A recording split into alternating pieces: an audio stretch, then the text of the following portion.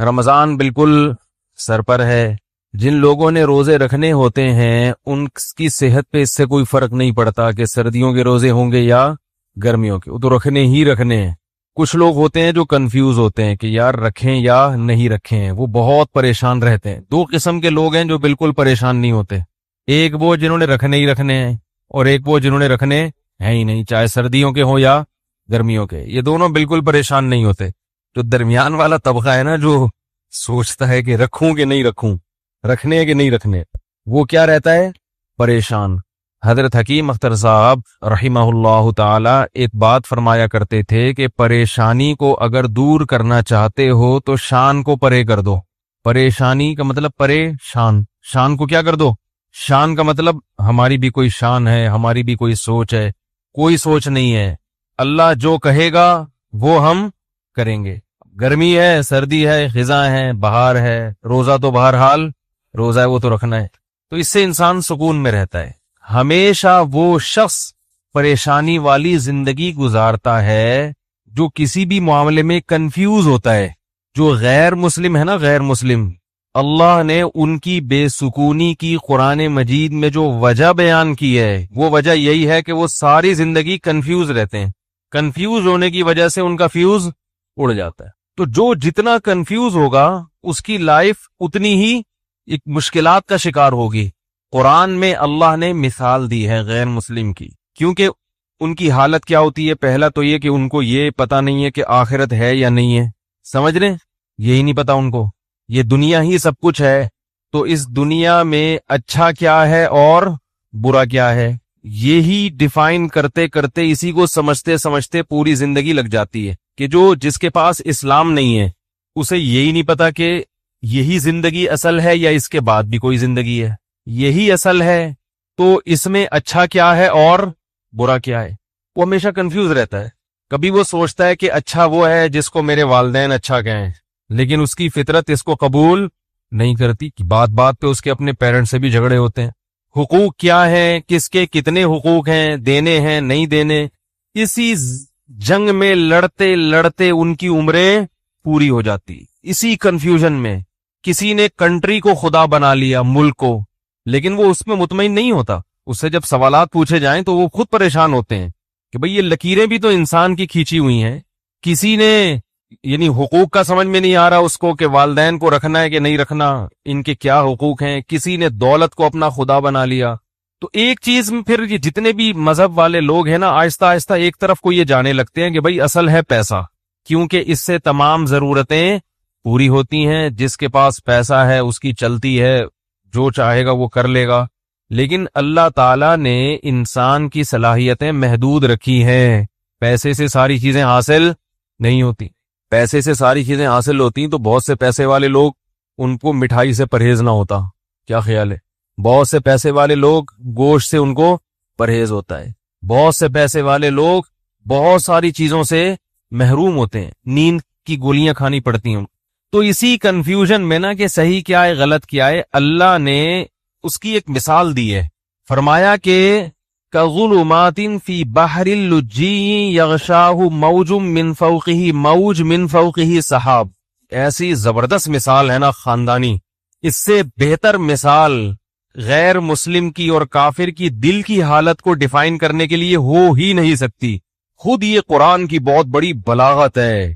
یعنی مجھے اور آپ کو اگر کہا جاتا کہ ایک آدمی حیران ہے، سرگردان ہے، اس کے پاس لائف اسٹائل ہے ہی نہیں کہ صحیح کیا ہے غلط کیا ہے، وہ روزانہ صبح اٹھ کے سوچتا ہے کہ میں صحیح سمت میں جا رہا ہوں کہ غلط سمت میں جا رہا ہوں، کیا کرنا ہے کیا نہیں کرنا، تو اس کی جو حیرانی ہے، پریشانی ہے، اس کو آپ مثال سے واضح کریں تو ہم کتنی ہی مثالیں لے کر آتے. قرآن نے جو مثال پیش کی ہے اس مثال سے بہتر مثال نہیں ملے گی. قرآن نے کہا کظلمات، کئی اندھیرے ہوں. مثال دی ہے اس کی پریشانی کو، جیسے آپ کسی روڈ پہ چل رہے ہیں، راستے پہ چل رہے ہیں.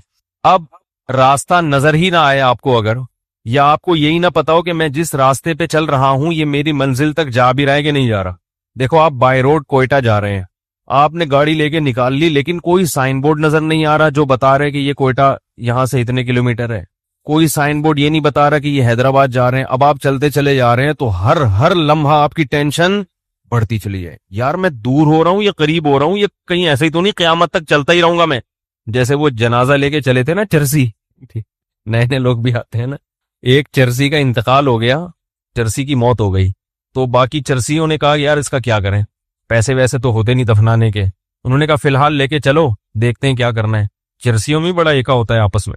تو انہوں نے اس کو جنازے کو چارپائی اٹھائی اور ایسے ہی لے کے چلتے گئے. جب جنازے کو لوگوں نے دیکھا تو آپ کو پتہ ہے ایک ایک کر کے کندھا دینے آتا ہے, تو جو نیا آدمی کندھا دینے آتا گیا, پرانے والے کھسکتے چلے گئے. ٹھیک ہے, اب رش لگ گیا لوگوں کا, جنازہ ہے بھائی, جا رہے ہیں, پتہ ہی نہیں کہاں جانا ہے. شہر ختم ہو گیا.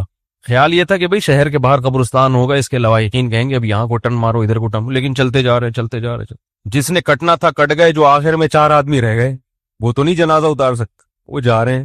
کافی دیر بعد ان کو خیال آیا کہ یار اس کو اتارنا کہاں ہے بھائی, اس کو اتارنا کہاں, کس کا ہے یہ, کون ہے, کس کا ابا ہے, کس کا بیٹا ہے, کس کا بھائی ہے, کس کا چاچا ہے, کس کا ماموں ہے, پتہ ہی نہیں چل رہا. تو چلتے چلے جا رہے. تو آپ کو منزل ہی کی خبر نہ ہو کہ جانا کہاں ہے, تو آپ چلتے چلے جائیں گے اور ٹینشن آپ کی بڑھتی چلی جائے گی. جیسے اس جنازے کی چارپائی والوں کی ٹینشن بڑھ رہی تھی کہ یار کدھر ٹکائیں اس کو. تو اللہ نے مثال دی ہے کہ ظلمات فی بحر, فرمایا بہت سارے اندھیرے ہوں اور کوئی شخص سمندر کی تہ میں ہو. فی بحر لجی, سمندر بھی بہت زوردار لہروں والا گہرا سمندر جس کی گہرائی میں بہت زیادہ اندھیرا ہوتا ہے. وقت بھی رات کا ہو. یغشاہ موج من فوقہ موج, موج کے اوپر موج چڑھی ہوئی ہے, ایسی گہرائی والا سمندر. من فوقہ سحاب, اور کالی رات میں بادل بھی ہوں کالے, جو ستارے اور چاند کی روشنی سے بھی رکاوٹ بن رہے ہوں. اور اندھیرے کا یہ عالم ہے اذا اخرج یدہ لم یکد یراہا, جب اپنا ہاتھ نکال کے وہ دیکھنا چاہتا ہے تو اس بات کا کوئی امکان ہی نہیں ہے کہ ہاتھ بھی دیکھ سکے, یعنی کہ ہاتھ دیکھ نہیں پا رہا, یہ ممکن ہی نہیں ہے, اس کا بھی تصور نہیں ہے. حضرت حکیم الامہ مولانا اشرف علی تھانوی رحمہ اللہ تعالی کی جو تفسیر ہے نا بیان القرآن, ایسی خاندانی تفسیر میں نے آج تک نہیں دیکھی. اس کی اردو بہت گاڑی ہے, اس لیے عام لوگوں کی سمجھ میں نہیں آتی. تو خاص طور پہ جو اہل علم حضرات ہیں, میں تو چھوٹا منہ بڑی بات ہوگی, لیکن میں ان سے بڑوں ہی کی نسبت سے ایک بات کہتا ہوں کہ اپنے مطالعہ میں بیان القرآن کو لازمی شامل کرو. حقیقی معنوں میں قرآن کی تفسیر ہے, دائیں بائیں نہیں ہوتا, موضوع من گھڑت ضعیف روایتیں نہیں ہوتی, ٹو دا پوائنٹ بات ہوتی ہے, اور قرآن کو حل کیا ہوتا ہے, ایران توران نہیں ہے اس میں. بعض تفسیروں میں ایسا ہوتا ہے کہ اللہ کا کلام کم ہے, آپ کا اپنا پروگرام اس میں زیادہ. پھر ہر شخص نے تفسیر کو بھی اپنے حساب سے ڈھالنے کی کوشش کی ہے, ہر آدمی نے آیتوں سے اپنے مطلب نکال کے اس کو. تو بیان القرآن ایک ایسی تفسیر ہے اردو میں, مگر گاڑی اردو ہے, ٹو دا پوائنٹ بات ہوتی ہے. ایسا خاندانی ترجمہ, ہوائی فائرنگ نہیں ہے اس میں. ترجمہ کیسا خاندانی کہ اگر انہوں نے کہیں ہی کا لفظ بڑھایا ہے تو حاشیہ چڑھایا کہ میں نے اس ترجمے میں ہی کیوں بڑھایا ہے, یہ کس قاعدے سے, عربی کے کس قاعدے سے استدلال کیا ہے. بھی کا لفظ بڑھایا ہے تو حاشیے میں عربی میں لکھا ہے کہ یہ بھی میں نے کیوں بڑھایا ہے, اس میں بھی کا لفظ کیوں بڑھایا ہے. ایک ایک لفظ میں کہیں عظیم کا لفظ بڑھا دیا, کہیں تنوین سے کیا یعنی اتنی عربی گرامر کی باریکیاں ہیں کہ وہ علماء ہی سمجھ سکتے ہیں کہ یہ کیسی تفسیر, عوام کو کی پلے پڑنے والی نہیں ہے. یہ بھی پہلے بتا دوں, اردو بہت گاڑی ہے اس کی. تو بیان القرآن میں یہ لکھا ہے, اس میں بلاغت کے نکات بھی ہوتے ہیں. انہوں نے لکھا ہے کہ ہاتھ کی مثال اللہ نے کیوں دی ہے. اذا فرج یدہ, اللہ نے کہا کہ اتنا اندھیرا ہے کہ ہاتھ نکال کے دیکھنا چاہے تو وہ بھی نظر نہیں آتا. فرمایا اس لیے کہ ہاتھ کو اپنے حساب سے قریب اور دور کر سکتے. بعض لوگوں کی دور کی نظر کمزور ہے, بعض کی قریب کی نظر کمزور ہے. ہاتھ کے علاوہ جو ہے نا, ہاتھ جب آپ ایسے کریں, ایسے کر لو, تھوڑا دور کر لو, یوں آنکھیں پھاڑ کے تھوڑا سا, اور اپنے حساب سے مینج کر سکتے ہو آپ اس کو. اپنا ہاتھ بھی اگر سجائی نہیں دے رہا, کس قدر اندھیرا ہوگا. تو اللہ فرماتے ہیں اس شخص کی مثال ہے کس کی, جس کے پاس ہدایت کی روشنی نہیں ہے. جیسے یہ حیران سرگردان سفر کرے گا, اب اس کو کیا پتا کہ اگلا قدم میں نے کہاں رکھنا ہے, اگلے قدم میں کھائی ہے یا پھول بچھے ہوئے ہیں یا قالین بچھے ہوئے ہیں. ساری زندگی اسی قسم پرسی میں گزارے گا جو شخص, اس کی دل کی حالت کیا ہوگی, دماغ کی حالت کیا ہوگی, کیسی پریشانی ہوگی. یہ دنیا کا عذاب ہے ان لوگوں کے لیے جو شریعت کو فالو نہیں کرتے. ہر شخص کو خوش کرنے کی کوشش میں لگے ہوئے ہیں. داڑھی کیوں نہیں رکھی جاتی, لوگ کیا کہیں گے. تو کیا بغیر داڑھی والوں سے لوگ خوش ہیں بھائی؟ میں اچھا نہیں لگوں گا, ملا سا لگوں گا, لوگ کیا کہیں گے. تو بھائی لوگوں کا تو میں تو اب تو مجھے تو یوٹیوب پہ سب سے آیا ہوں نا, کوئی صفائی پہ بیان کرو, اس بیان پہ پھر کمنٹس آتے ہیں. ابھی میں نے الہدیٰ انٹرنیشنل پر بیان کیا, میں نے یہ نہیں کہا کہ معاذ اللہ وہ فرحت ہاشمی صاحبہ معاذ اللہ کوئی غلط خاتون ہے یا وہ غلط کام کر رہی ہیں, یعنی جو درس قرآن کے حوالے سے یا ان کے درس اچھے نہیں ہیں, کچھ بھی نہیں. میں نے کہا ایک اختلافی مسئلہ بیان کیا کہ بھئی ان کے اس مسئلے سے ہمیں کیا ہے اختلاف ہے, تو وہ بھی تو بیان کرتی ہیں نا. بھئی جمہور امت کے خلاف انہوں نے ایک مسئلہ بیان کیا, اس پہ تو کوئی نیگیٹو کمنٹ نہیں کرے گا. ہم نے بتایا کہ بھئی وہی مسئلہ درست ہے جو جمہور امت کا ہے, اس پہ دلائل دے دیے, کوئی طنز نہیں, کوئی کیچڑ نہیں, کوئی کفر کے فتوے نہیں, کوئی گمراہی کے فتوے نہیں. لیکن آپ دیکھو اس پہ کمنٹس. آج میں دیکھ رہا تھا کسی فیس بک پہ, ابے ان لوگ کو تو اپنے بزرگوں کی جو ہے نا وہ غلط باتوں کو سیدھے کرنے سے فرصت ہی نہیں ملتی. بھائی ہم نے بزرگوں کی بات کب کی ہے, اس میں قرآن و سنت کی بات کی ہے. اور اگر بزرگ کی بات کر رہے ہیں تو ہم اپنے نہیں, وہ آپ کے بھی بزرگ ہیں, وہ ساری امت کے بزرگ ہیں. امام شافعی صرف ہمارے تھوڑی ہیں, امام احمد ابن حنبل صرف ہمارے تھوڑی ہیں. کسی نے یہ بھی کمنٹس کیے کہ امام ابو حنیفہ اگر پوری امت میں اکیلے چل رہے ہو تو بھی تو آپ جمہور سے ہٹ کے امام حنیفہ کی بات کو مانتے ہو.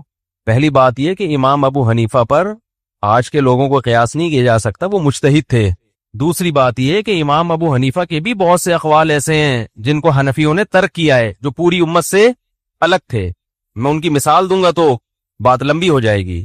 تو اس لیے وہی بات ہے کہ ایک بات کرو پھر اس پہ کمنٹس, پھر بات کرو, تو کوئی فائدہ نہیں ہے. حضرت مولانا طاہر جمیل صاحب سے ملاقات ہوئی, انہوں نے فرمایا کہ چھوڑ دو پبلک کو اپنے حال, یہ کبھی بھی آپ کو جینے, ان کا کام ہے منفی چیزیں نکال کے بس کچھ نہ کچھ کرتے رہنا. تو یہ کوئی اختلاف کی مثلا اختلاف اور فرقواریت کی بات نہیں ہے کہ ایک عالم اگر اپنی رائے بیان کرے دلائل سے دوسرے کے احترام کے ساتھ, تو اس کا یہ مطلب نہیں ہوتا کہ ہم دوسرے کو غلط سمجھ رہے ہیں یا سارے سلسلے غلط ہیں, بس میں ہی جنت میں جاؤں گا باقی سارے کہاں جائیں گے, جہنم میں. ایسا یہ مقصد نہیں ہوتا. تو خیر, تو اللہ تعالیٰ نے یعنی دنیا میں سزا کیا دی ہے. میں یہ عرض کر رہا تھا کہ ہم دنیا کو خوش کرنے کے لیے کام کرتے ہیں مگر دنیا خوش. ایک اور چھوٹی سی بات کر دوں, بات چل پڑی ہے. کسی نے ابھی یہ بھی کہا کہ یہ مفتی طارق صاحب جو ہیں کروڑوں روپے کما رہے ہیں یوٹیوب سے. یہ کیا کر رہے ہیں؟ ایک دھیلا بھی نہیں کما رہا, ایک سکہ رائج الوقت بھی نہیں کما رہا. نہیں آ رہی بات؟ میرا جو اپنا چینل ہے وہ بھی ابھی تک ہم نے رجسٹرڈ نہیں کیا, اور میرے بیانات سے لوگ کروڑوں روپے کما چکے ہیں جن پر میں نے کوئی پابندی نہیں لگائی اور ان سے 1 روپیہ بھی نہیں مانگا. یہ اتنا بڑا ظرف مولویوں ہی کا ہوتا ہے سمجھ رہے ہیں. حالانکہ میں اگر ان سے کہوں کہ آپ 80% مجھے دیں گے, 20% آپ رکھیں گے, تو ان کو ماننا پڑے گا یہ, اور وہ پھر بھی مجبور ہوں گے کیونکہ وہ میرے بیانات سے اتنے پیسے کما رہے ہیں. نہیں یاری میرا خیال ہے بات, پھر بھی نہیں میں کہتا ان سے, مجھے غیر اخلاقی حرکت لگتی. پھر ٹھیک ہے یار, کمانے دو, بیان تو پھیلا رہے ہیں نا, تبلیغ تو ہو رہی ہے. لیکن اس کے کچھ نقصانات سامنے آئے ہیں, تو ان نقصانات کو کنٹرول کرنے کے لیے پھر ہم ابھی اس کو اپنے چینل کو رجسٹرڈ کروا رہے ہیں. تو اس پہ بھی چونکہ اس لیے کہہ رہا ہوں کہ جب رجسٹرڈ نہیں ہے تو کروڑوں روپے کے تانے سننے کو مل رہے ہیں. رجسٹرڈ ہوگا تو پھر کیا ہوگا. اور یوٹیوب کے ذریعے اگر کوئی عالم پیسے کماتا ہے تو بالکل حلال ہے, اس میں کوئی پابندی بولو بھائی نہیں ہے. اگر میں بھی کمانا شروع کر دوں تو مجھے بھی اس پہ پھر صفائی پیش کرنے کی ضرورت نہیں رہے گی, جائز ہے بالکل یہ.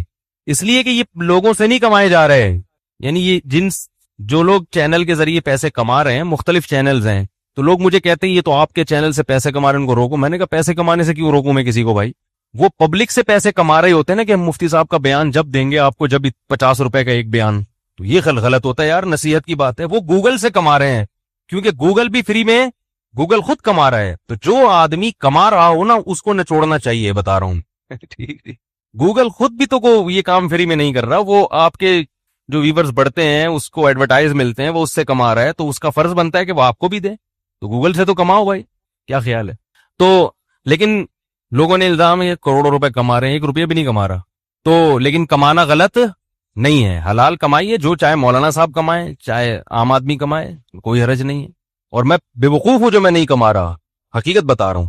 یہ مجھے یہ نہیں, کوئی فخر سے نہیں کہہ رہا کہ بھائی جب تمہیں گوگل پیسے دے رہا ہے, مفتی طارق مسعود صاحب کو دینے کے لیے تیار ہے, تو مفتی صاحب کیوں نہیں لے رہے؟ ٹھیک ہے, اچھا ہے اگر لے لیں, اپنے بچوں کو اور اچھا کھلا دیں تو کیا ہے. لیکن بات یہ کہ ہمارے پاس ٹائم ہی نہیں ہے, فرصت ہی نہیں ہے ان چیزوں کے سوچنے کی کہ بھائی یہ تو اب اتنی جو ہمارا شیڈول ہے وہ لائف کا اتنا ٹف ہے کہ یہ بھی نہیں پتا چلتا کہ ہمارے فائدے کی کیا کیا، دنیاوی فائدے کی کیا کیا چیزیں ہیں جن سے ہم فائدہ. میرے کچھ چھوٹے موٹے بزنس بھی ہیں، ان بزنس کا جو میں نے بیڑا غرق کیا ہوا ہے نا، مجھے کبھی کبھار میں اپنے آپ بولتا ہوں تم مجھے تو تنہائی میں ملو، دھمکی دے. میں بزنس نہیں بتاؤں گا کیونکہ میں یہاں اپنے کاروبار کی پبلسٹی کے لیے نہیں بیٹھا ہوا، لیکن ایسا بیڑا غرق کیا ہوا ہے اس بزنس کا میں نے، کسٹمروں کی ایسی کی تیسی کی ہوئی ہے کہ وہ کہتے ہیں یار یا تو مفتی صاحب یہ کاروبار چھوڑ دو ورنہ ہمیں ذلیل نہ کیا کرو. سمجھ رہے ہیں نا، جو بندوں کے میں نے ذمہ لگایا ہوا وہ بس چھوڑیں، وہ بات سے بات نکل جائے گی. اس لیے کہ ہمارے پاس فرصت، ہمارے حضرت نے نصیحت کی تھی کہ دین کے کام میں جت جانا، اللہ تعالیٰ رزق کی ضرورتیں خود بخود پوری کریں گے. کوئی ایسا کمائی کا ذریعہ ہو نا جس سے آپ کے دینی ایکٹیویٹیز میں کوئی فرق نہ پڑے، وہ تو ٹھیک ہے. کہیں بھی مجھے ٹائم دینا پڑتا ہے نا کسی کاروبار کے لیے، بزنس کے لیے، ٹائم کے علاوہ میرے پاس سب کچھ ہے، ٹائم نہیں دوں گا میں. ٹائم میں اپنے کاموں میں خرچ کروں گا، جو اللہ ٹوٹا پھوٹا ہم سے دین کا کام لے رہا ہے اس میں خرچ کریں گے، کیونکہ وہ اگر ہم اس میں لگ گئے نا تو پھر تو ہمیں ضرورت کیا تھی بھائی مولوی بننے کی. خیر، تو طنز اعتراض، پتہ نہیں نیگیٹو باتیں، کوئی یا رسول اللہ پہ کلپ، کوئی فلانے پہ کلپ، صفائیاں پیش کر کر کے تھک گئے. بھائی ہم ان کو کافر نہیں کہتے، اللہ کے بندو، ان کے پیچھے نماز، اس کے پیچھے زکوٰۃ، اس کے پیچھے روزہ، یہی چل رہا ہے. تو وہی حضرت کی بات یاد آتی ہے، بھائی کام میں لگے رہو. اچھا یہ بھی ہے کہ وہ ابھی میں گیا تو فیصل آباد میں بڑی اسٹائلش ویڈیوز آئی ہیں میری، مفتی صاحب کے یہ اسٹائل ہاتھ کا، یہ جا رہا ہوں وہ نا تقریر کرنا 3A اسٹائل. میں خود دیکھ کے حیران ہو گیا، میں نے کہا کوئی فلم ہے یا کہ مفتی صاحب کا بیان. اس پہ بھی بعض لوگوں نے، بعض کو واقعی بدگمانی بھی ہوتی ہے کہ یار یہ کیا فلمی ہیرو کی طرح انہوں نے شروع کر دیا ہے، کے لیے بناتے ہیں، سمجھ رہے ہیں. اب مفتی صاحب کو کہیں گھوڑے پہ بیٹھے ہوئے دیکھ لیا. ابھی میں جھنگ گیا تھا، 2 گھنٹے گھوڑ سواری کی الحمدللہ، 10 کلومیٹر گھوڑے پہ چلاؤں میں. بہت سختی سے منع کیا، کسی نے ویڈیو اپلوڈ فل اسپیڈ میں بھگایا ہے، وہ جو ایبٹ آباد والا ہے نا سلو موشن، وہ نہیں، خاندانی بھگایا گھوڑا، ایسی اسپیڈ میں گھوڑ سواری. وہ شوق ہے مجھے، ویڈیو اپلوڈ کرنے سے منع کیا سختی سے، کسی نے نہیں کرنی، کیونکہ کوئی فلم کے ہیرو تھوڑی ہیں ہم کو مفتی صاحب یہ اسٹائل میں آ رہے ہیں اب گھوڑے پہ یوں کر کے بیٹھے ہوئے ہیں. لیکن پھر بھی لوگ اپنے چینل کی پبلسٹی کے لیے کیا کرتے ہیں، بولو بھائی اپلوڈ کرتے. البتہ بعض مرتبہ میں خود اپلوڈ ہونے دیتا ہوں تاکہ لوگوں کے، بعض ویڈیوز ایسی ہیں تاکہ لوگوں کے ذہنوں میں جو مولویوں کا غلط تصور بیٹھ گیا ہے نا یا دینداروں کا، وہ تصور نکلے. سمجھ رہے ہیں، وہ سمجھتے ہیں کہ بس یہ دلہن کی طرح مسجد میں آئے، ایسے 4 آدمی ان کو پکڑ کے لے کے جائیں اور خراما یہ نہ چل سکتے ہیں، نہ دوڑ سکتے ہیں، نہ گھڑ سواری. اس سے نوجوان لوگوں کو تبلیغ بھی مقصد ہوتی ہے کہ ایسی پازیٹیو ایکٹیویٹیز میں اپنے اوقات کو، بولو بھائی، صرف کرو، گھڑ سواری کرو، سوئمنگ کرو. دیکھو مفتی صاحب مولوی ہو کے گھوڑے پہ دوڑ رہے ہیں، کمبخت مائیں بچوں کو تانے دیں، وہ دیکھو مولوی ہیں، وہ مولوی ہو کے گھوڑ سواری پہ ان کے بچے دیکھو کتنے ہیں ماشاءاللہ، وہ اتنے بچوں کے باپ ہو کے گھوڑے پہ دوڑ رہے. تو کمبخت 18-19 سال کا، تجھے صوفے سے اٹھ نہیں سکتا تو اپنے سہارے پہ، پولیس بلوانی پڑتی ہے تجھے دھکے لگانے کے لیے. تو تھوڑی غیرت دلائیں مائیں اپنے بچوں کو، باپ اپنے بیٹوں کو، تو یہ بھی ہمارے دین کا حصہ ہے. تو اس لیے جو یہی ہے کہ وہ چلتا رہے گا یہ سارا سیٹ اپ. تو خیر، تو اللہ تعالیٰ نے کیا مثال دی، ہمیں یس کر رہا تھا کہ ہم بھی کیا کرتے ہیں. کافر تو مکمل کنفیوز ہوتا ہے، مسلمان آدھا تیتر آدھا بٹیر، وہ کلمہ تو پڑھ لیتا ہے، جنت جہنم پہ یقین بھی کر لیتا ہے، لیکن آدھی شریعت کو فالو کرتا ہے. وہ اتوار کو بیان سننے آ جائے گا، جمعے کا بیان سن لے گا، لیکن بہت ساری چیزوں میں کیا کرے گا، یار نہیں یار یہ بیوی ناراض ہو جائے گی، یار یہ تو ابا، یہ تو دوست بولیں گے یار تم تو پروفیشنل مولوی لگ رہے ہو بالکل ہی، یار تم تو بالکل ہی یار یعنی عجیب سے ہو گئے ہو. اس طرح کی باتیں لوگ کرتے ہیں. تو ایسے لوگ یہ سمجھتے ہیں کہ ہم لوگوں کو خوش کر کے سکون کی زندگی گزاریں گے، حالانکہ وہ سکون کی زندگی نہیں گزار سکتے. کیوں؟ قرآن نے اس کو بڑا اچھی مثال سے سمجھایا ہے. فرمایا ضرب اللہ مثلا رجلا فیہ شرکاء متشاکسون ومثلا ورجلا سلما لرجل. فرمایا بتاؤ ایک آدمی ایسا ہے جس کے کئی آقا ہوں، کئی محبوب ہوں، اور وہ کئی محبوب بھی ایسے ہیں جن کے مزاجوں میں آپس میں بڑا اختلاف ہو. کئی محبوب ایسے ہیں جن کے مزاجوں میں آپس میں، مثال دیتا ہوں، کسی کی 4 بیویاں اور چاروں اپوزٹ دماغ کی ہیں، تو وہ ڈپریشن کا مریض بنے گا کہ نہیں بنے گا؟ چاروں کو خوش رکھنا اس کے لیے ممکن ہو گئی. چاروں کا مزاج بالکل الگ، چاروں پھڈے باز. وہ کہتی ہے میری دعوت قبول کرو، میرے ہاں ناشتہ کرو، کہہ رہی ناشتہ آپ نے میرے ہاں ہی کرنا ہے. تیسری کہہ رہی ناشتہ تو آپ کا باپ بھی میرے ہاں کرے گا. چوتھی کہہ رہی ہے ناشتہ روزانہ کس کے گھر ہوگا؟ میرے گھر. ایک کے ابا SHO ہیں، ایک کے DSP، ایک کے آرمی میں کرنل ہیں، اور ایک کے ابا علاقے کے ناظم ہیں بھائی, اور ہول سیل کے حساب سے سالے بھی ہیں. اب چاروں کا مطالبہ کیا ہے؟ ناشتہ کس کے یہاں ہوگا؟ آپ کہو گے بھائی ناشتہ تمہارے ہاں, لنچ تمہارے ہاں, ڈنر تمہارے ہاں. کوشش کرو گے نا؟ نہیں. متشاکسون, جھگڑالو, نہ ضدی, بول دیا ناشتہ آپ نے کہاں کرنا ہے, ادھر کرنا ہے. بڑھے گا کہ نہیں بڑھے گا؟ یہ ٹینشن سے بولے گا بھائی 4 پراٹھے تھوڑی کھا سکتا ہوں میں, چلو ادھر بھی ناشتہ کر لیا, ادھر بھی کر لیا, ادھر بھی. پھر لنچ میں یہی پڈے بازی. تو چاروں کو خوش رکھ سکتا ہے؟ بولو بھائی, نہیں رکھ سکتا. ایک کہہ رہی مجھے اپنے ساتھ سفر پہ لے کے جاؤ, دوسری کہہ رہی اس دفعہ سفر پہ میں نے جانا ہے, تیسری کہہ رہی اس دفعہ تو ان دونوں نے جانا, میں نہیں جانا ہے. وہ قرآن اندازی کرے گا, نہیں قرے کو ہم نہیں مانتے, چلو بیگم تمہیں اس دفعہ تمہیں لے جاتا ہوں, اگلے چکر میں تمہیں نہیں, اسی دفعہ میں نے بھی. متشاکسون کا مفہوم سمجھا رہا ہوں. آپ پڈے باز, ہر ایک کی خواہش ہے کہ ابھی میری جو چاہت ہے اس کو پورا کرو. بھائی آپ پورے ہو جاؤ گے اس میں, نہیں ہو سکتا. 4 دوست ہیں, کوئی بھی 4 محبوب ہیں, یا 3 ہیں, یا 2 ہیں, یا کئی سارے ہیں. اللہ فرماتے ہیں یہ شخص کبھی بھی سکون کی زندگی, بولو بھائی. آپ کہیں گے پھر میں 4 کی ترغیب کیوں دیتا ہوں جب سکون اللہ خود کہہ رہے ہیں؟ بھائی وہ اس لیے کہ ایسا ہوتا نہیں ہے کہ چاروں ایک کا ناشتہ کر لو, ایک کے لنچ کر لو, ایک کے ڈنر کر لو, اگلے دن پھر ناشتہ یہاں کر لو. تو باریاں شریعت نے اسی پڈے سے بچنے کے لیے, پھر بھی نہیں ہے تو پھر جاؤ ڈاکٹر کو دکھاؤ. ایسا بھی ہوتا ہے بعض دفعہ. ہم کب کہتے ہیں کہ لڈو کھانے کی نیت سے کرو؟ ہم تو کہتے ہیں بھائی جہاد ہے, پٹو گے. ٹھیک ہے, یہ تو ہم پہلے کہتے ہیں. ثواب ملے گا مگر پٹنے کا الگ ملے گا اور شادی کا الگ سے ملے گا. تو ضرورت ہے معاشرے کی. تو اللہ تعالیٰ فرماتے ہیں کہ ایک آدمی ہے ایسے ہیں جس کے محبوب ہیں, جس کے کئی خدا ہیں. ایک خدا کو خوش کرتے ہو, دوسرا خدا ناراض ہو جاتا. دوسرا وہ ہے سلام الرجل, جس کا صرف ایک آقا ہے, اس کو پتا ہے صرف میں نے اس کو خوش کرنا ہے, اس کی چاہتوں کو پورا کرنا ہے. فرمائے بتاؤ هل یستویان مثلا, کیا سکون اور اطمینان میں دونوں برابر ہو سکتے ہیں؟ آج مسئلہ یہ ہے کہ ہم نے ایک اللہ کو محبوب حقیقی بنایا ہی نہیں ہے. جمعے کی نماز پڑھ لیتے ہیں اللہ کو خوش کرنے کے لیے, ایک آدھ روزہ بھی رکھ لیتے ہیں اللہ کو خوش کرنے کے لیے, عید پہ نہا بھی لیتے ہیں اللہ کو خوش کرنے کے لیے. لیکن بہت سارے کام ہیں جن سے اللہ ناراض ہو رہا ہے مگر بیوی بچے خوش ہو رہے ہیں, وہ بھی چلے گا ساتھ میں. جہیز بھی لے رہے ہیں, نفس خوش ہو رہا ہے اس سے, سود بھی کھا رہے ہیں, بینک کی جاب بھی کر رہے ہیں. رمضان میں جس دن دیکھا کہ یار ذرا آج بڑا مشکل لگے گا, آفس میں دل نہیں لگے گا اگر میں نے کچھ کھایا پیا نہیں, تو روزہ گول. ایک صاحب کا میرے پاس فون آیا کہ حضرت میں وہ 11 بجے آفس آیا ہوں, میں نے سوچا تھا کہ اگر گرمی سخت ہوئی تو چھوڑ دوں گا, گرمی کم ہوئی تو رکھ لوں گا, تو 11 بجے میں نیت کر سکتا ہوں, آج موسم اچھا ہے. میں نے کہا یار تم عجیب آدمی ہو, رکھنا ہے بھائی, یہ تو رکھنا ہی رکھنا ہے. تو کبھی کسی کو معبود کبھی کسی کو معبود, تو اس سے لوگ کیا ہوتا, اور یہ سب کیا ہیں, ایک دوسرے کے مخالف بھی ہیں. ساری مخلوق کو, سارے انسانوں کو آپ کبھی بھی خوش, سارے رشتہ داروں کو خوش نہیں کر سکتے. اماں کو خوش کرو تو بیوی ناراض, بیوی کو خوش کرو تو اماں ناراض, بہنوں کو خوش کرو تو بیگم ناراض. عجیب سا حساب چل رہا ہے. تو کہیں بھی نہیں ہو سکتا. اس لیے ایک قانون بنا دو, بھائی ہمارا رب کون ہے؟ اللہ ہے, سب سے پہلے وہ ہے, باقی سب اس کے بعد. ناراض ہوتے ہو تو ہوتے رہو, تم نے بھی مر کے مٹی ہو جانا ہے, ہم نے بھی مر کے مٹی. عزت کرو گے تو اچھی بات ہے, نہیں کرتے تم نے بھی مٹی. جنہوں نے عزت کی ہے فرعون کی ہے بھائی, وہ فرعون بھی گیا اور وہ عزت کرنے والے بھی گئے. فرعون غرق نہ بھی ہوتا تو بھی اب تک تو ویسے ہی مر چکا ہوتا. تو وہ رنگ رلیوں پہ زمانے کی نہ جانا اے دل, یہ خزاں ہے جو انداز بہار آئی ہے. جتنی مردی عزت ہو شہرت ہو, مٹی میں دفن کرنے کے بعد نا 2-4 دن کے بعد کوئی بھی یاد نہیں کرتا. ایسی دنیا کی حقیقت ہے. شہرت سے تو کبھی بھی متاثر نہیں ہونا چاہیے, اپنی بھی یا کسی اور کی بھی. بڑے بڑی لوگ آئے ہیں دنیا میں, بڑی بڑی شہرتیں حاصل ہوئی ہیں, غائب مرے تو 2-4 دن لوگ روئے ہائے ہوئے کیا ختم کہانی. تو اس لیے سب سے زیادہ مزے کی زندگی میں وہ ہے جس نے ایک اللہ کو اپنا رب بنا لی. وہ کہہ دے کر لو, کوئی روک نہیں سکتا اس کام سے. وہ کہے نہیں کرو, کوئی کروا کے نہیں. کسی میں دم ہے تو کروا کے دکھائے. میں جب وزیر آباد گیا, پرانی بات ہے, یہ واقعات سنانے کا مقصد کوئی اپنے قصے کہانیاں نہیں, جو بات قرآن کی بتانا چاہ رہا ہوں وہ دل میں بیٹھ جائے.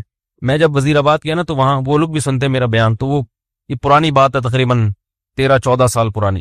تو انہوں نے 1 مہینہ رمضان کا میں نے وہاں گزارا, وہ میرے درس ہوئے, انہوں نے بڑا میرے درس کو پسند کیا. تو انہوں نے مجھے کہا کہ آپ یہیں ٹھہریں, آپ یہاں امامت بھی کریں اور یہاں خطابت بھی, ہم آپ کو اتنی تنخواہ دیں گے, حج کرائیں گے, یہ کریں گے. بڑا بھاری بھرکم لالچ. میں نے کہا نہیں, میں تو کراچی واپس جاؤں گا. میں نے کہا نہیں, میں تو, بچے بھی تھے میرے ساتھ, بہت اکرام کیا انہوں نے. واقعی بڑا اکرام کیا. وزیر آباد میں ایک مسجد ہے دارا کبوترا کے نام سے, وہ لوگ سنتے ہیں کبھی کبھار بیان تو سن رہے ہوں گے. یعنی 1 مہینہ میں نے اپنے گھر سے کھانا, کہتے ہیں 1 مہینہ نہیں کھائے, کوشش کے باوجود کہ بھئی آج ہم زبردستی مقابلے بازی, صبح سحری میں کھڑے ہوتے تھے, یہ دودھ لے کے دہی لے کے, بھائی خود بنانے دو یار گھر میں, عادت خراب ہو جائے گی. نہیں, پھر وہ افطاری میں پھر کھانا, وہ بھائی مزے ہی موجہ.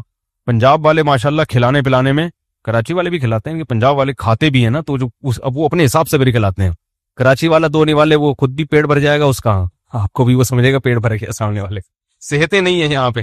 تو اب کیا ہوا ہے کہ وہ روزانہ صبح مجلس ہوتی, میرا درس کے بعد وہ بیٹھتے, بھائی آپ یہاں ٹھہرے, میں کہتا نہیں مجھے جانا ہے وغیرہ وغیرہ. 15 دن انہوں نے زور لگایا, انہوں نے دیکھا ٹکنے کا نام ہی نہیں لے رہا. انہوں نے کہا آپ کو پرابلم کیا ہے؟ میں نے کہا بھائی میں, جو میرے استاذ ہیں, جو میرے شیخ و مرشد ہیں, میں ان کا آدمی ہوں. میں کیا ہوں؟ میں ان کا آدمی ہوں. جب میں مدرسے میں آیا تھا تو میں نے اپنے آپ کو ان کے حوالے کر دیا تھا کہ اب اپنی لگام ہم نے ان کے ہاتھ میں پکڑا دی, کیونکہ ان پر اعتماد تھا. ایسے ہی کسی کے ہاتھ میں نہیں لگام پکڑائی جاتی, پہلے ان کو پرکھا اچھی طرح, بھئی ان میں دنیا کی محبت نہیں ہے اور علم بھی ان کا کامل ہے. تو اب ہم بچے ہیں, ہم بجائے اس کے کہ اپنی زندگی کو خود متعین کریں, کسی بڑے کے حوالے کر دو. انہوں نے ہمیں پڑھایا, انہوں نے ہمیں لکھایا, یہ سارا علم جو ہم یہاں آ کے آپ کی خیال کے مطابق موتی بکھیر رہے ہیں, سب ان کی محنت ہے. اب ہمیں پیسوں کی آفر آ رہی ہے تو ہم ان کو ٹاٹا کر کے چلے جائیں, ایسا نہیں ہو.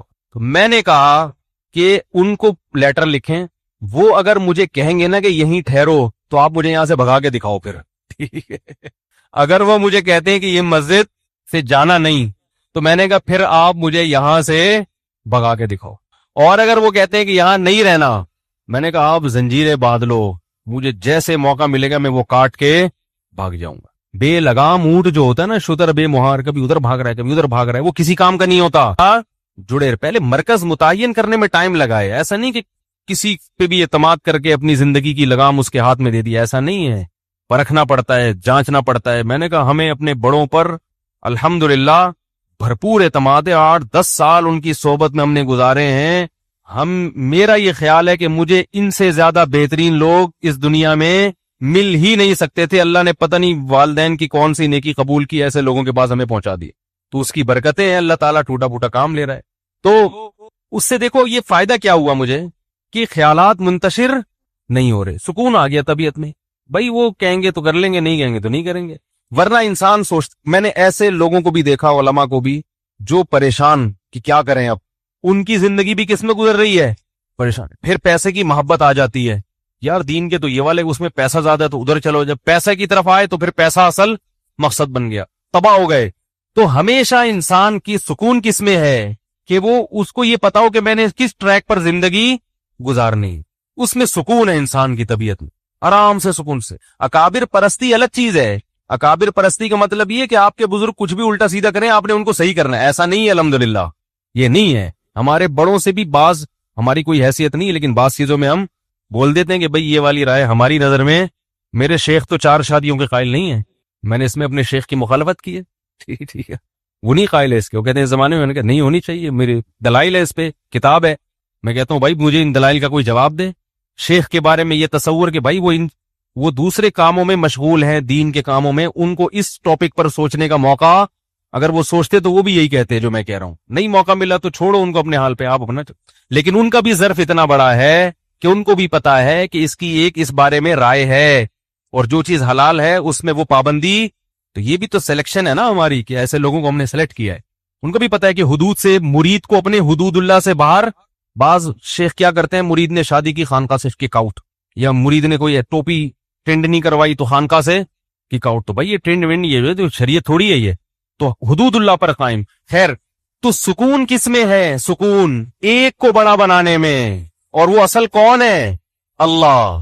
اس کو بڑا بنا لو, زندگی خدا کی قسم بڑی مزے کی گزرے گی.